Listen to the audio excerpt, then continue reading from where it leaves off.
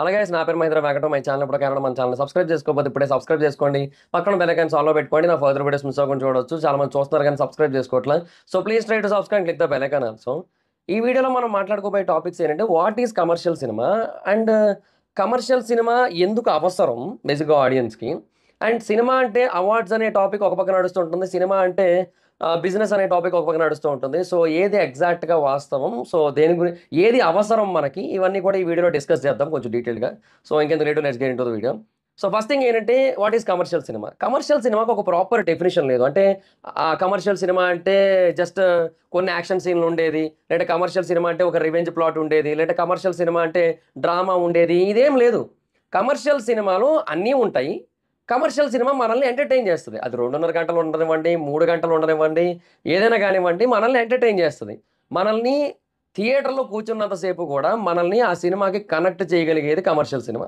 మనల్ని ఎంటర్టైన్ చేయగలిగేది commercial cinema.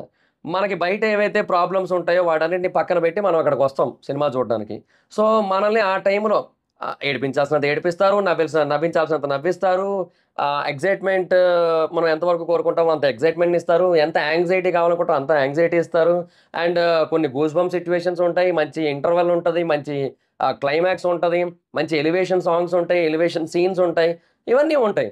So ఇదే ఒక కమర్షియల్ సినిమా. సో బేసిక్గా కమర్షియల్ సినిమాలో మనకి ఎక్కడ కూడా మ్యాక్సిమం టు మ్యాక్సిమం రియాలిటీ కనబడదు. ఎందుకంటే commercial cinema was like it's a fictional movie. ఇప్పుడు రీసెంట్ టైమ్స్‌లో నాకు బాగా నచ్చిన కమర్షియల్ సినిమా అంటే, అంటే 'భగవంత్ కేసరి' కూడా ఒక కైండ్ ఆఫ్ కమర్షియలే. బట్ అదేంటంటే అది కొంచెం మెసేజ్ అవన్నీ కూడా ఉన్నట్టు ఉంటాయి. ఫన్ కూడా ఉన్నట్టు ఉంటది కాబట్టి రీసెంట్ టైమ్స్‌లో ఆ కమర్షియల్ యాస్పెక్ట్‌ని చూసుకున్నట్టయితే 'వాల్తేరు వీరయ్య' అనుకుందాం. సో బేసిక్‌గా 'వాల్తేరు వీరయ్యనే' మనం ఎగ్జాంపుల్‌గా తీసుకోవచ్చు. సో అది బేసిక్‌గా చాలా మంచి కమర్షియల్ ఎలిమెంట్స్‌తో కూడుకున్న సినిమా అది. దానికి ఆ ఇంటర్వెల్ ఏదైతే ఉందో అది నెక్స్ట్ లెవెల్‌లో ఉంటది. అంటే ఆ పాట రావడం గాని, ఆ పాట వచ్చిన టైంలో యాక్షన్ సీక్వెన్స్ రావడం గాని, ఆ తర్వాత అంటే వెనక మొత్తం పెద్ద సెటప్ ఉంటది. అక్కడ ఫైట్ సీక్వెన్స్ అవ్వడం, అండ్ తర్వాత లాస్ట్‌లో ఏనుగు మీద రావడం. అంటే ఇంటర్వెల్ దగ్గర చెప్తున్నాను నేను. ఏనుగు మీద రావడం, పెద్ద గుణపం లాంటి దాంతో, అదే బల్లెం లాంటి దాంతో పొడవడం, చంపడం. ఆ తర్వాత అంటే బేసిక్‌గా కార్‌ని ఏనుగు తొక్కితే ఆయన పైకి ఎగురుకుంటూ వస్తే పొడవడం. ఆ సీన్ బేసిక్‌గా నెక్స్ట్ లెవెల్‌లో అనిపించింది.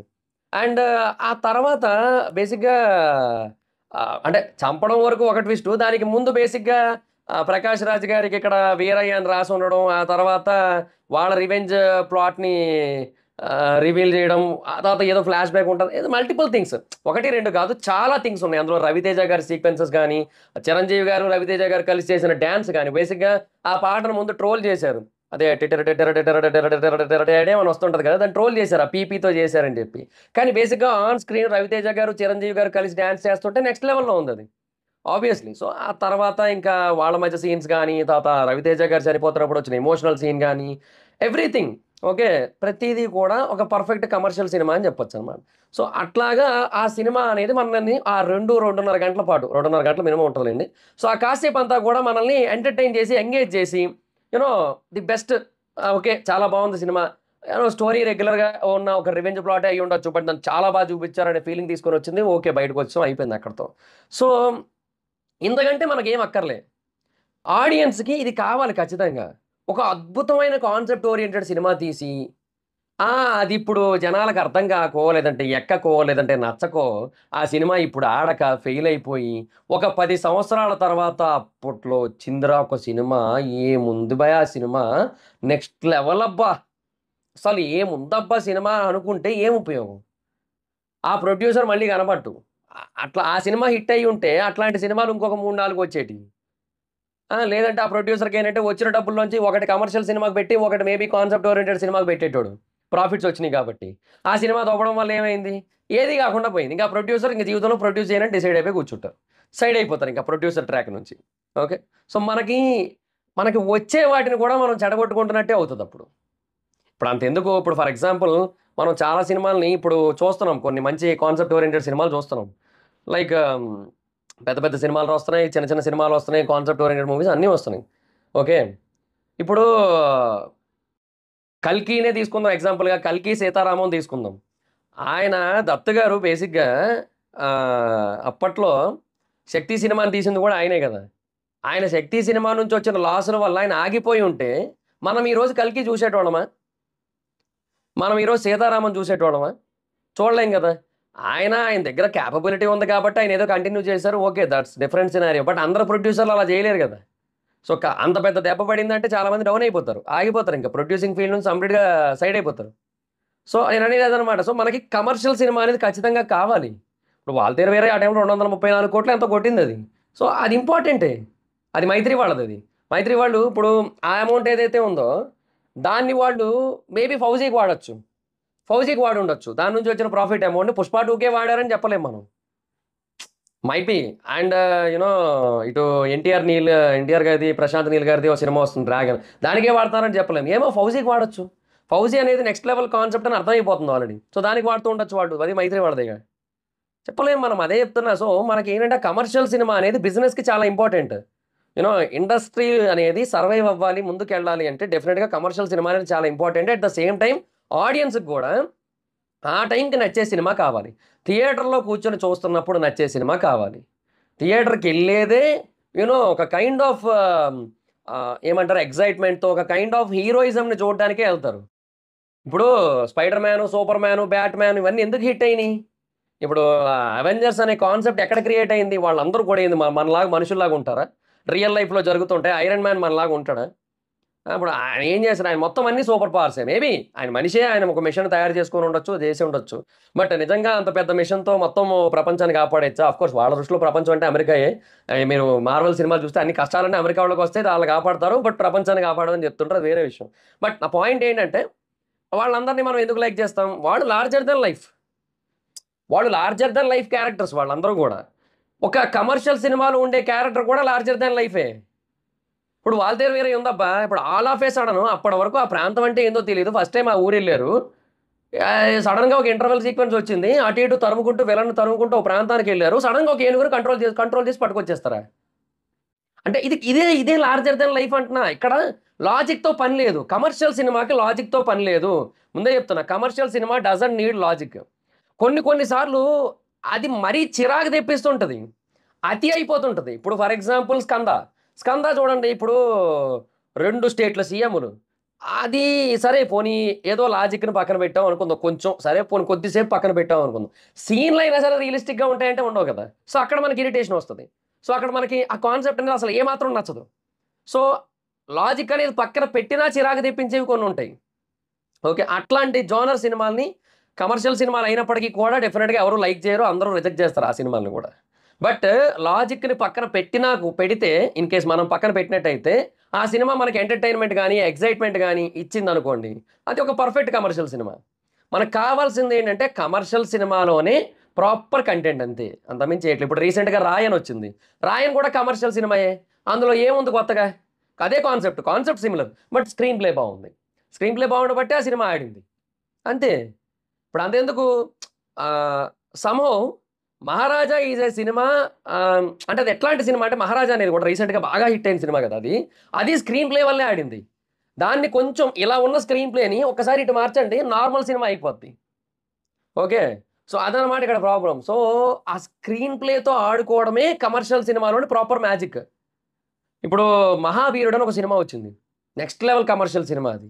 అది కమర్షియల్ సినిమానే. దాంట్లో ఒక కాన్సెప్ట్ తీసుకొనొచ్చారు. అదిరిపోయిందది. ఇప్పుడు 'సరిపోదా' శనివారం ఎందుకు హిట్ అయిందంటే అది అంతే. అది కూడా ఒక రెగ్యులర్ ప్లాటే అది. కమర్షియల్ ప్లాటే. కానీ దాంట్లోకి శనివారం కాన్సెప్ట్‌ని తీసుకొనొచ్చారు.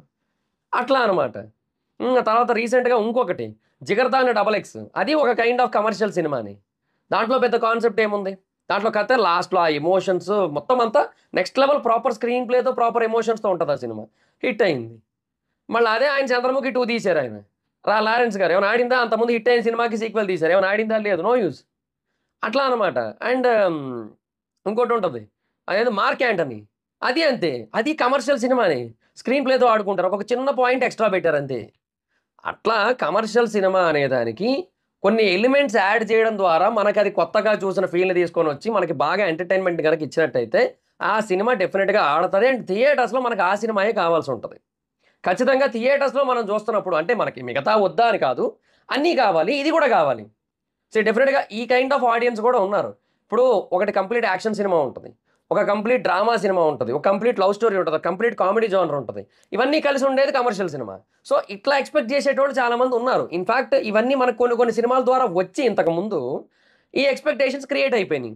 సో, అట్లా కమర్షియల్ సినిమాకి కూడా చాలా లార్జ్ నంబర్‌లో ఆడియన్స్ అయితే ఉన్నారు. సో, డెఫినిట్‌గా కమర్షియల్ సినిమా అనేది కావాల్సుంటది. అండ్ దాంట్లో లాజిక్‌లు వెతకడం వల్ల అణా పైసా కూడా మారదు సిట్యుయేషన్. ఇంత ఒక్క వెంట్రుకంత సిట్యుయేషన్ కూడా మారదు. ఎందుకంటే సింపుల్ లాజిక్ చెప్తున్నా. ఏదంటే ఇది లాజిక్ లేకుండా ఉండే కమర్షియల్ సినిమా కోసం చెప్పే లాజిక్ చెప్తున్నా.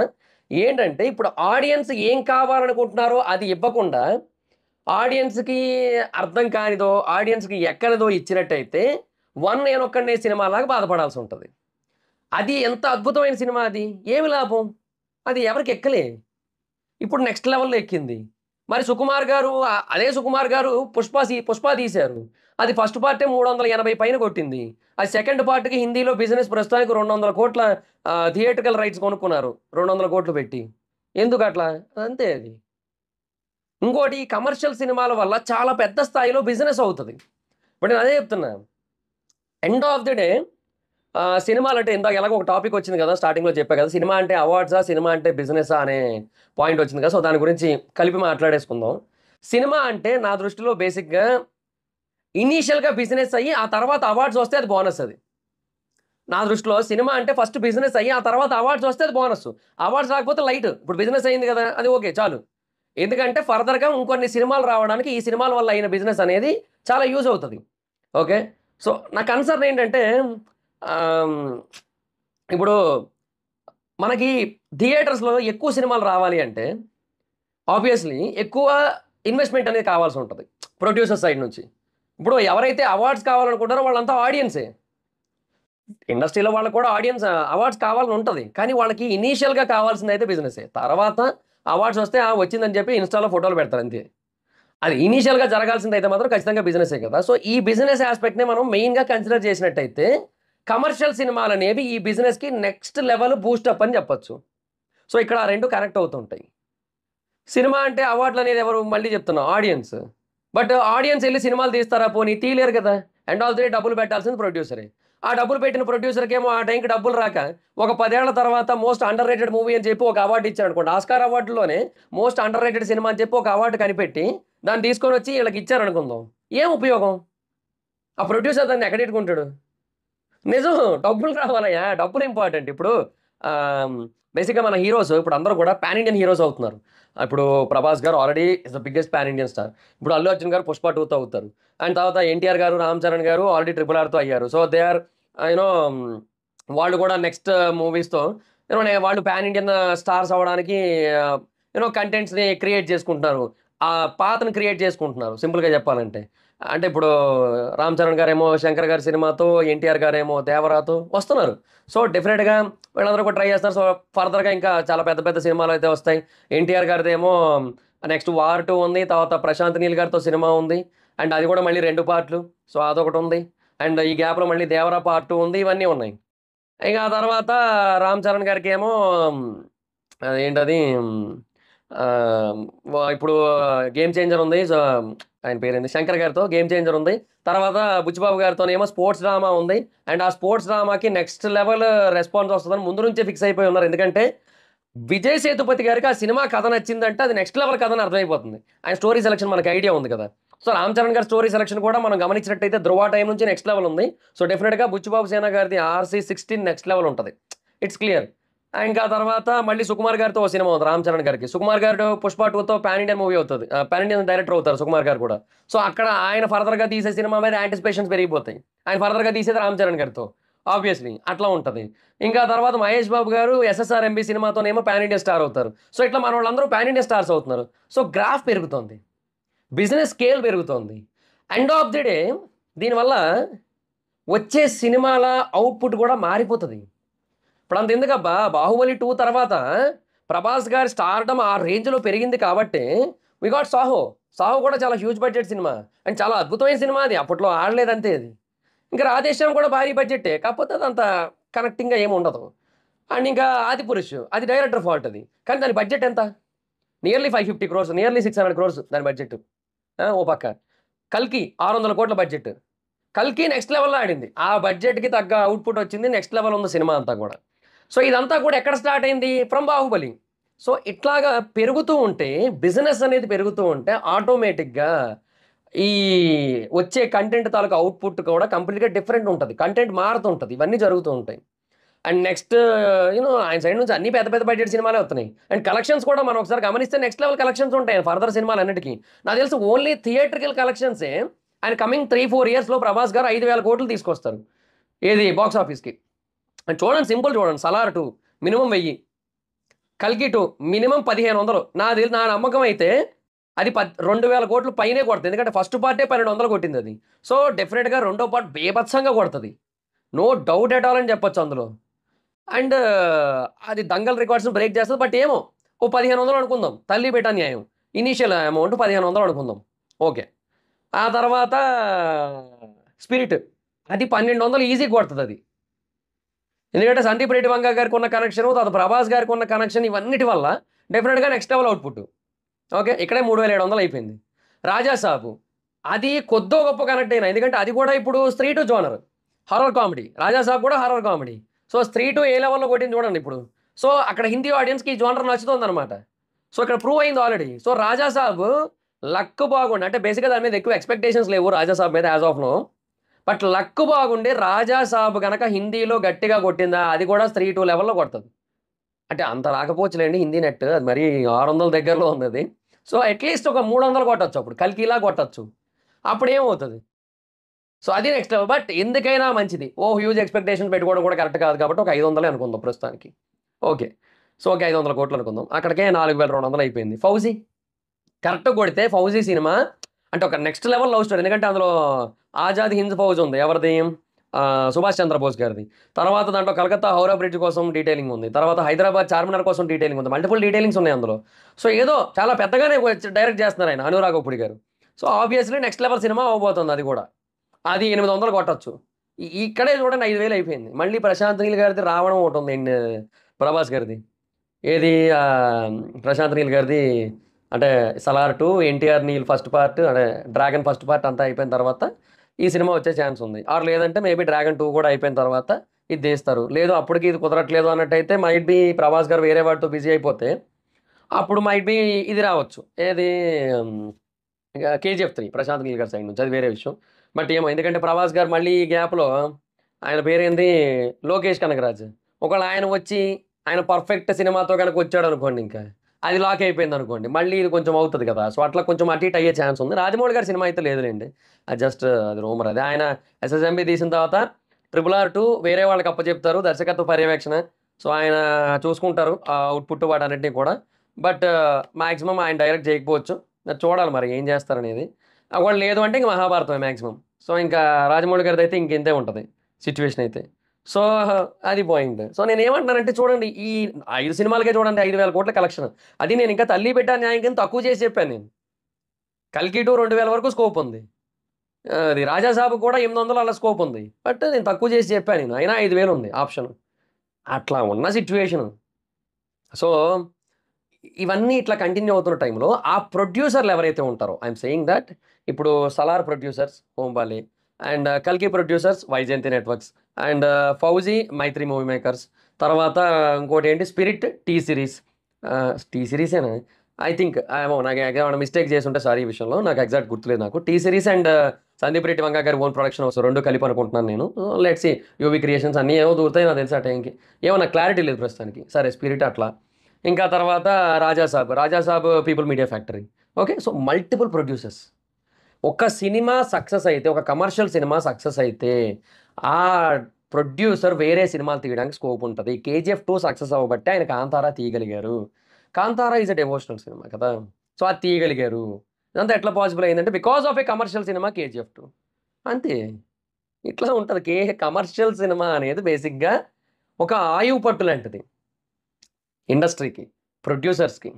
సో, వాళ్ళు ఒక కమర్షియల్ సినిమా నుంచి 100,00,00,000 పెడితే 100,00,00,000 లాభం వచ్చినట్టయితే, ఈ 100, 200 వచ్చింది ఫర్ ఎగ్జాంపుల్. నెక్స్ట్ ఇంకొక కమర్షియల్ సినిమాని 150 పెట్టి తీసి, ఒక మంచి కాన్సెప్ట్ ఓరియెంటెడ్ సినిమాని 30, 40లో తీస్తారు. ఒక 10 సేఫ్ సైడ్ పెట్టుకుంటారు. అట్లా నడుస్తది బిజినెస్ అనేది. ఇది ఇంపార్టెంట్. సో, కమర్షియల్ సినిమా అనేది ఖచ్చితంగా వచ్చి తీరాలి. ఇంకెన్నాళ్ళు ఏ సినిమాలు తీస్తారు, ఇంకెన్నాళ్ళు ఫ్యాన్స్‌ని ఊరటపరిచే సినిమాలు తీస్తారు అని మాట్లాడడం మానేస్తే better. Commercial cinema is the heart of the film industry. గుండె లేకుండా ఏది బతకలేదు కదా, మనిషి బతకలేడు కదా, అమ్మాయి అయినా అబ్బాయి అయినా ఎవరైనా సరే. అట్లాగే కమర్షియల్ సినిమా అనేది కూడా. ఓకే. సో, డెఫినెట్‌గా కమర్షియల్ సినిమాలు రావాలి. అవి బిజినెస్ చెయ్యాలి. అండ్ వాటి ద్వారా వేరు వేరు సినిమాలన్నీ కూడా బయటికి రావాలి. అది సిట్యుయేషన్. సో, ఇది నా పాయింట్ అయితే. సో, మళ్ళీ ఒక క్లారిటీ అయినట్టే ఇప్పుడు సినిమా అంటే బిజినెసా? సినిమా అంటే అవార్డ్సా? అనేదానికి మళ్ళీ ఒకటే చెప్తా. సినిమా అంటే బిజినెస్సే. సినిమా అంటే ఫస్ట్ బిజినెస్సే. ఆ తర్వాత వాటికి అవార్డ్స్ వచ్చినట్టయితే అది బోనస్. అంతే. అంతకు మించి మనం అవార్డ్స్ కోసం సినిమాలు తీయకూడదు. ఇప్పుడు 12థ్ ఫెయిల్ అని ఒక సినిమా ఉంది. అది నిజంగా చాలా గొప్ప సినిమా. దానికి ఎంత ఎంత కలెక్షన్‌లొచ్చినియి? 'ఆడు జీవితం' అనేది చాలా గొప్ప సినిమా. ఎందుకంటే పెర్ఫార్మన్స్ పరంగా, ఆ డెడికేషన్ పరంగా. బట్ దానికి ఏ లెవెల్‌లో కలెక్షన్‌లొచ్చినియి? ఓన్లీ మలయాళంలో వచ్చినియి, ఓవర్‌సీస్‌లో వచ్చినియి. తమిళ్, తెలుగు ఏం రాలే. So, there is no use అంటున్నా. అన్ని అన్ని అంటే అది నేనంటుందేంటంటే బాక్స్ ఆఫీస్ పరంగా చెప్తున్నా నేను. సో, ఈ సినిమాలు మేబీ చెప్పుకోవడానికి చాలా గొప్పగుంటాయి. బట్ బాక్స్ ఆఫీస్ పరంగా అంత ఉపయోగం ఉండదు. So, end of the day box ఆఫీస్‌ని మళ్ళీ లేపేది ఏ సినిమాలయ్యా అంటే కమర్షియల్ సినిమాలే. అది. ఇప్పుడు పవర్‌ఫుల్ హీరోస్‌ని పవర్‌ఫుల్‌గానే చూడడానికి ఇష్టపడతారు. అంతేగాని మనిషి అంటే మంచోడు, మంచోడంటే మనిషి, మనిషి పుట్టాక మానవత్వం పుట్టడం కాదు, మానవత్వం పుట్టాకే మనిషి పుట్టాడు. సో, మానవత్వం అంటే మనిషికి మానవుడనే పేరు రావడానికి కారణమే ముందు మానవత్వం పుట్టింది. ఇట్లా ఏమన్నా చెప్తే ఎవరైనా చూస్తారా? 'ప్రభాస్' గారు గాని, 'ఎన్టీఆర్' గారు గాని, 'రామ్ చరణ్' గారు గాని వీళ్ళంతా ఎవరైనా చెప్తే చూస్తారా? చూడరు కదా! ఆ! అది పరిస్థితి. సో, డెఫినెట్‌గా అంటే కాన్సెప్ట్ ఓరియెంటెడ్ సినిమాలంటారు. Whatever it is man. Concept oriented సినిమాలు అన్ని సార్లు కుదరదు. ఫస్ట్ ఆఫ్ ఆల్ వాళ్ళు వాళ్ళ స్కేల్‌ని పెంచుకోవాలి. 'కల్కి' అనేది 600,00,00,000 పెట్టగలిగారు అంటే 'ప్రభాస్' గారి స్కేల్ ఏంటో ఐడియా ఉంది కాబట్టి. అండ్ అందులో 'కమల్ హాసన్' గారున్నారు, 'అమితాబ్' గారున్నారు, 'దీపిక' ఉన్నారు వీళ్ళంతా ఉన్నారు. So, Hindi side, Tamil side కొంత మార్కెట్‌ని గ్రాబ్ చేయగలం. అండ్ 'ప్రభాస్' గారికి ఎలాగా తెలుగు అండ్ హిందీ మార్కెట్స్‌లో మంచి రీచ్ ఉంది. ఇవన్నీ ఉన్నాయి. సో, వీటిని బట్టి వాళ్ళంత పెట్టగలిగారు. లేదంటే ఎట్లా పెడతారు? ఇప్పుడు 'రాజమౌళి' గారిది, 'మహేష్ బాబు' గారిది సినిమాకి 1000,00,00,000 బడ్జెట్ సినిమా అది. 1000,00,00,000 బడ్జెట్ ఏ సినిమాకైనా పెడతారసలు? అసలు పెట్టాలి అనే ఆ కాన్ఫిడెన్స్ ఎలాగొచ్చింది? తెలుగులో 'మహేష్ బాబు' గారికి విపరీతంగా మార్కెట్ ఉంది. ఓకే. సో, బీభత్సమైన కనెక్టివిటీ ఉంది. అండ్ తమిళ్‌లో కూడా 'మహేష్ బాబు' గారికి రీచ్ ఉంది. కాతే అది కొంత ఆ ట్రోల్స్, ఆ నెగటివిటీ వల్ల అది కొంత బట్ జనరల్‌గా కూడా ఉంది. అంటే విజయ్ ఫ్యాన్స్ వర్సస్ మహేష్ బాబు గారి ఫ్యాన్స్ అట్లా నడుస్తూ ఉంటదిలెండి ట్విట్టర్‌లో. సో, ఈ ఎక్స్ ప్లాట్‌ఫార్మ్. సో, అందుకని చెప్పి అట్లా నడుస్తూ ఉంటది కాబట్టి అది కూడా కనెక్టివిటీ ఉంది. సో, అట్లా కొంత రీచ్ ఉంటది. హిందీ సైడ్ ఎలాగా మహేష్ బాబు గారికి ఆయన చాలా సినిమాలు వేరే ఛానెల్స్‌లో డబ్బయ్యి వచ్చినియి. అండ్ వాళ్ళు చూసారు చాలామంది. సో, అట్లా కూడా ఆయనకి చాలా మంచి రీచ్ ఉంది. రీసెంట్‌గా 'కుర్చీ మడత పెట్టే' సాంగ్ అదంతా బాగా గట్టిగా వైరల్ అవ్వడం. వాటెవర్ ఇట్ ఈస్ మొత్తానికి ఆయనకి ఎంతో కొంత మార్కెట్స్ అయితే ఉన్నాయి. ఇంకా తర్వాత 'ఎస్ఎస్ రాజమౌళి' గారు. It's not a name. It's a brand. It's a brand of Indian cinema. Indian cinema అంటే ఇప్పుడు 'ఎస్ఎస్ రాజమౌళి' గారే. తమిళ్ సాంబార్‌లో ఏదో కొంతమంది ట్విట్టర్‌లో అరుస్తారు గానీ, మిగతా వాళ్ళ కోసం మనం ఎప్పుడు హీరోస్‌ని వాళ్ళని తక్కువ చేసి మాట్లాడాల్సిన అవసరం లేదు. End of the day Tamil audience ఎవరైతే ఉన్నారో వాళ్ళు worst batch. It's not about heroes, it's not about directors, it's not about any other persons who was related to cinema. It's all about Tamil audience. వాళ్ళ మైండ్ సెట్ వరస్ట్ ఉంటది. ఇప్పుడు రీసెంట్‌గా ఒకడు post పెట్టాడు. రాజమౌళి గారంట ఏందది 'కంగువ'. 'కంగువ' సినిమా విజువల్స్ చూసి ఒక ఒక ఆ కైండ్ ఆఫ్ సినిమాని అంత క్లాస్‌గా తీస్తూ అలాంటి విజువల్స్ పెట్టడం ఎలాగో రాజమౌళి గారు 'శివ' గారి దగ్గర నేర్చుకోవాలంట. డైరెక్టర్ 'శివ' గారు అంటే 'కంగువ' సినిమా డైరెక్టర్. సో, అట్లాంటివి పెడుతుంటారు. సో, వాళ్ళు ప్రాబ్లమ్. సో, మనకదే ఎండ్ ఆఫ్ ది డే వాళ్ళనే అనేది నేను. అందుకే ఎప్పుడు కూడా నేను వేరే వాళ్ళని ఆహ్, హీరోస్ గాని, లేదంటే వేరే అదర్ యాక్టర్స్ గాని, లేదంటే డైరెక్షన్ డిపార్ట్‌మెంట్ ఎవ్వరిని కూడా మనం తక్కువ చేసి మాట్లాడాల్సిన పనైతే లేదు. So, okay. అయితే ఇంకా వాళ్ళు కొంతమంది ఎవరో కొంతమంది అట్లా తక్కువ చేసి మాట్లాడతారు గానీ రాజమౌళి గారిని. All over the India majority of the people accept చేసే పాయింట్, ఈవెన్ డైరెక్టర్స్, ప్రొడ్యూసర్స్ కూడా యాక్సెప్ట్ చేసే పాయింట్, రాజమౌళి గారు is the brand of Indian cinema in direction field. Okay. So, అది వెరీ క్లియర్ అనమాట. ఈవెన్ కరణ్ జోహార్ గారు ఒకసారి ఇంటర్వ్యూలో మనం 'అవతార్' లాంటి సినిమాలు ఎందుకు తీయలేమంటే, మనం తీయొచ్చు. మన దగ్గర డబ్బులున్నాయి. మన దగ్గర స్టూడియోస్ ఉన్నాయి. అన్నీ ఉన్నాయి. కానీ ప్రాబ్లమ్ ఏంటంటే మన దగ్గర ఒక రాజమౌళి గారు ఒక్కరే ఉన్నారు. We have one Rajamouli only that is the problem అన్నాడాయన. సో, అది ఆ లెవెల్‌లో బ్రాండ్ ఉందక్కడ. So, okay. సో, ఆయన సినిమా ఆయన ఫర్దర్‌గా వస్తున్న సినిమా. అది కూడా 'బాహుబలి 2' తర్వాత 'ట్రిపుల్ ఆర్'తో వచ్చారు. 'ట్రిపుల్ ఆర్'కి ఏంది Golden Globe award, Oscar award, international recognition. James Cameron వచ్చి ఆ సినిమా గురించి 3 నిమిషాల పాటు అనలైజ్ చేయడం. స్టీవెన్ స్పీల్‌బర్గ్ నేను చూశాను అదిరిపోయిందనడం. 'రూసో బ్రదర్స్' నెక్స్ట్ లెవెల్‌లో ఉందని చెప్పి ఇంటర్వ్యూలు చేయడం. నెక్స్ట్ లెవెల్ రీచ్ వచ్చిందాయనకి. ఆయనిప్పుడు నిజానికి ఇప్పుడు 'జేమ్స్ కామెరూన్' వీళ్ళంతా ఎట్లాగో, అట్లాగే ఇప్పుడు 'రాజమౌళి' గారు కూడా ఇంటర్నేషనల్ డైరెక్టర్ ఆయనిప్పుడు. ఇంటర్నేషనల్ ప్లాట్‌ఫార్మ్‌లో ఆయన స్టామినా ఏంటో చూపించిన డైరెక్టర్ ఆయన. సో, మేబీ ఈ సినిమాని ఇంగ్లీష్‌లో కూడా రిలీజ్ చేయొచ్చు. చైనీస్, జాపనీస్, కొరియన్ లాంగ్వేజెస్‌లో కూడా రిలీజ్ చేయొచ్చు. Might be. There is a chance for everything. So, అందుకు ఆ కాన్ఫిడెన్స్ వచ్చింది. ఇదంతా ఎక్కడ స్టార్ట్ అయింది? బేసిక్‌గా ఇదంతా ఎక్కడ స్టార్ట్ అయింది? బాహుబలి దగ్గర స్టార్ట్ అయింది.